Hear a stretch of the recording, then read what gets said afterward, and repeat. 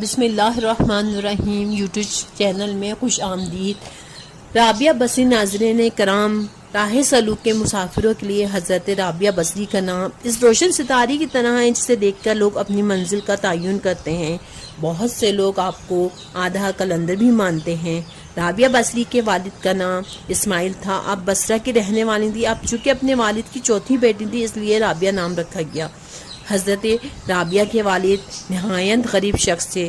جس شخص رابعہ کی ولادت ہوئی کہا جاتا ہے کہ ایسی حسرت تھی کہ پھٹے پرانے کپڑے بھی میسر نہ تھی، چراغوں میں روشنی کرنا تھی۔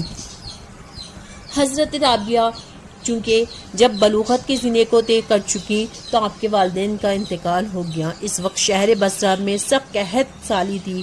اسی میں آپ کی بہنیں بھی آپ سے متفرق ہو گئیں اور کسی معلوم نے آپ کو پکڑ کر چند درہم میں فروخت کر دیا۔ آپ